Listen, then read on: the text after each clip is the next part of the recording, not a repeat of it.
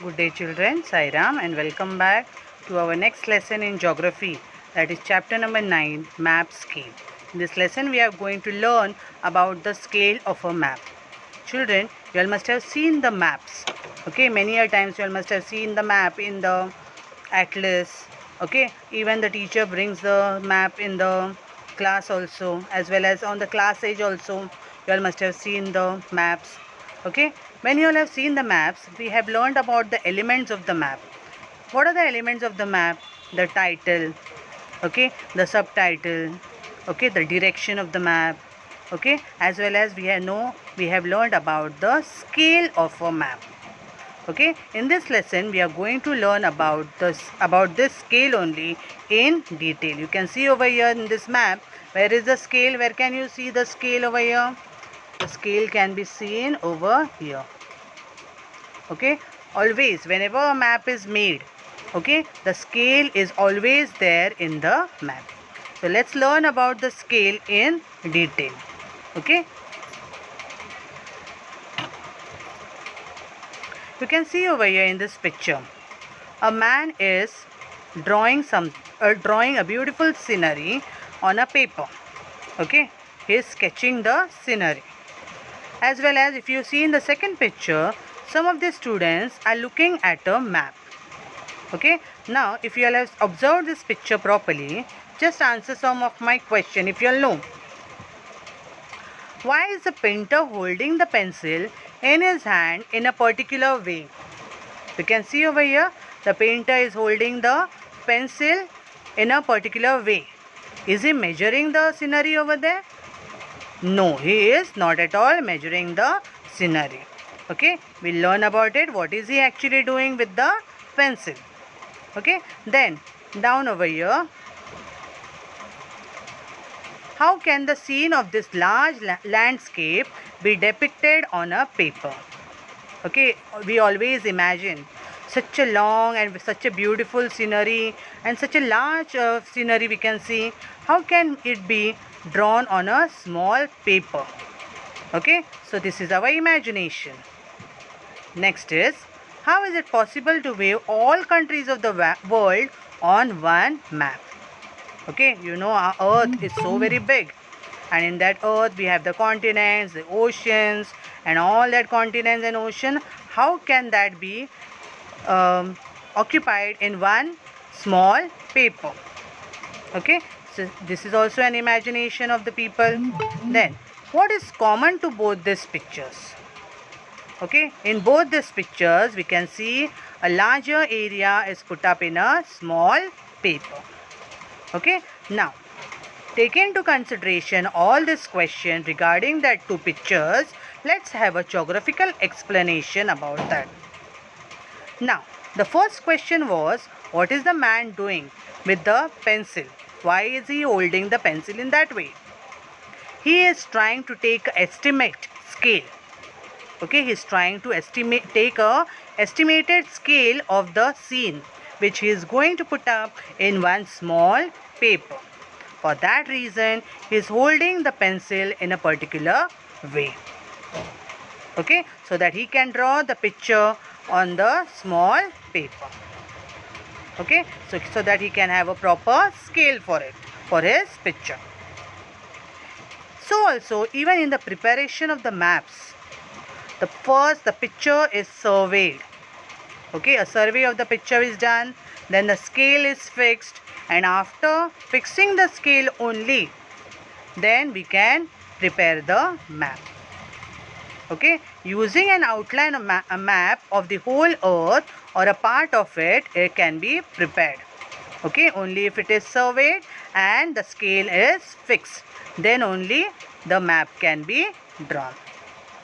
Okay children, so this is an explanation for the questions which had arisen in our mind. Okay children, let's continue. Now, you all must have seen people taking out photographs. Okay, the photograph height, if you all see the height of the photograph, if you are 4 feet, okay, does your photograph look the same? Are you going to be 4 feet only in the photograph? No. Your height will be synchronized over here. Okay, your height will become lesser over here in the photograph. So what is this? Okay, this is only called as a scale. Okay, let's have a geographical explanation. At times we obtain information about the earth.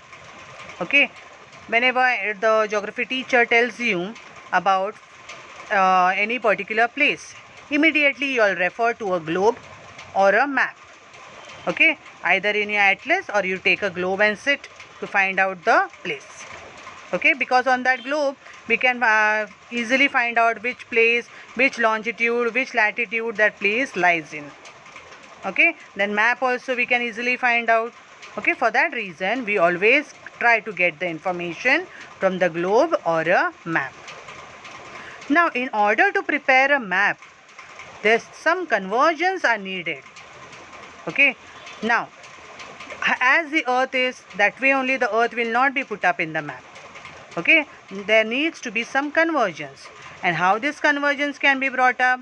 It can be brought up using geometry and mathematics. Okay, the use of geometry and mathematics plays a very important role when we are trying to prepare a map.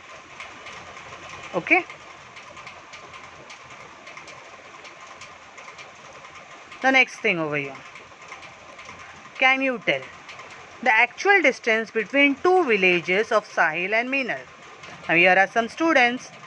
Okay, and the distance between their two villages is given over here. Between Sahil and Meenal it is 50 km. Between Meenal and Pragya it is 20 km. And between Sahil and Pragya's village is 60 km. Okay, so this is the distance between their villages.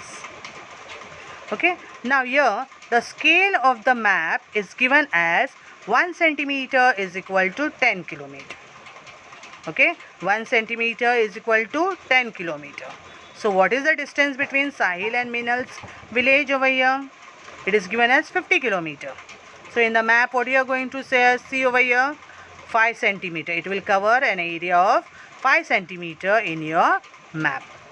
Okay, let's have a geographical explanation about this. In a map scale, it is essential to correlate the distance between 2 points on a map. Okay, the distance between 2 points on a map and the actual distance which is there on the ground. Okay, for a perfect map scale. For having a perfect map scale, you should always compare or correlate. Okay, try to relate here the ground distance with the map distance. The ratio of the map distance to the ground distance is called as map scale. So what is a map scale? A map scale is the ratio of the map distance to the ground distance is called as map scale.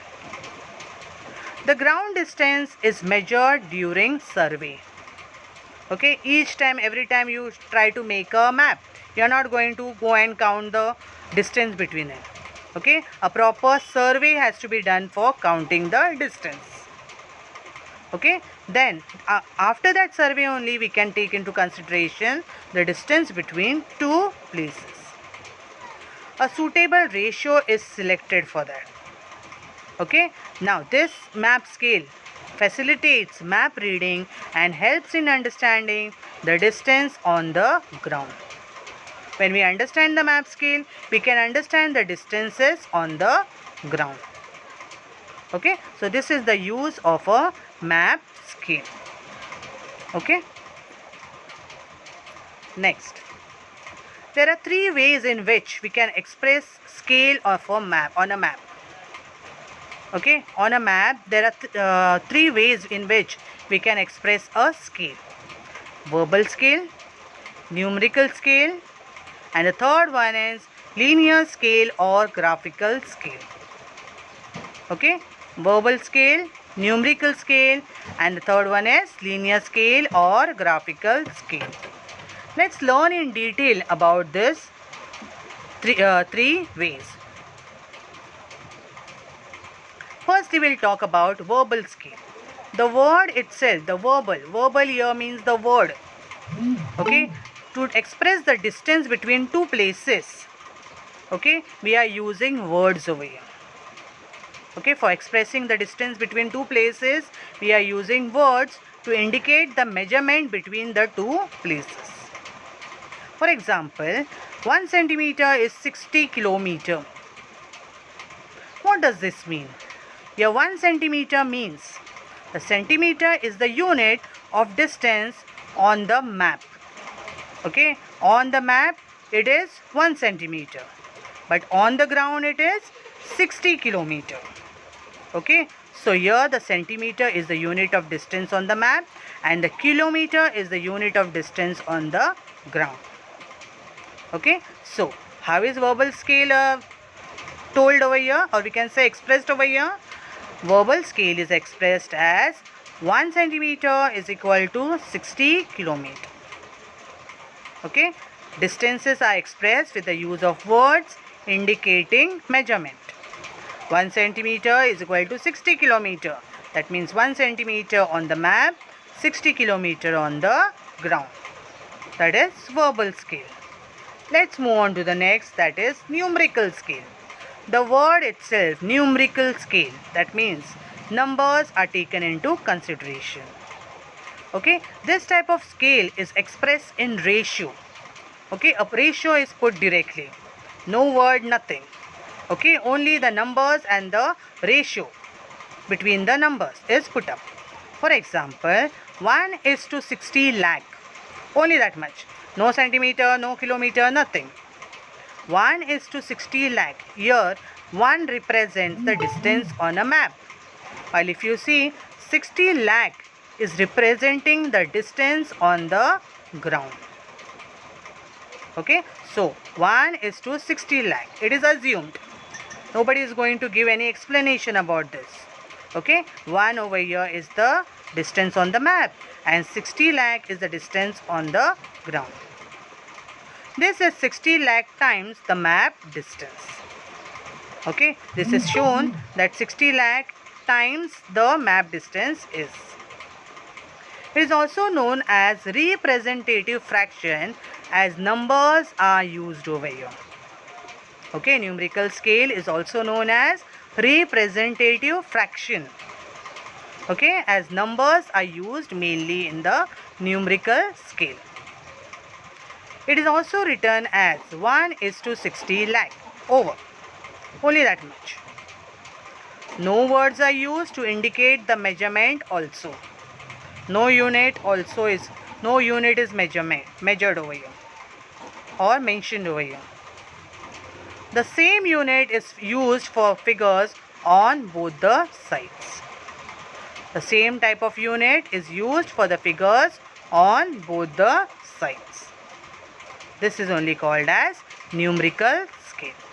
So we have just now learned about two ways in which a scale is expressed. That is verbal scale and numerical scale.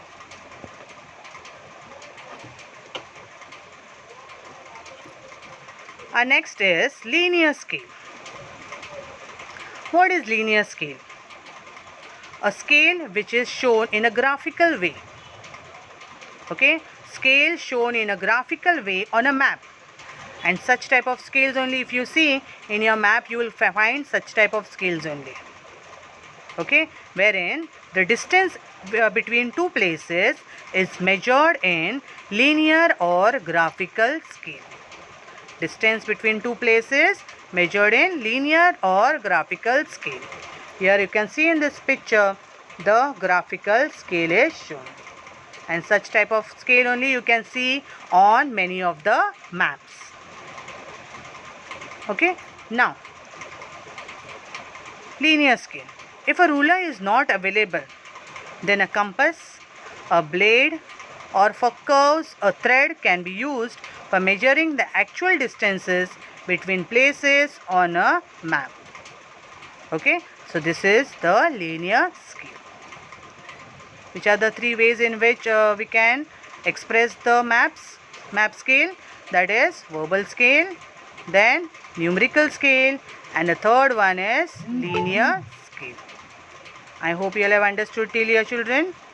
The remaining part of the lesson we'll do in the next lecture. Till then, thank you children.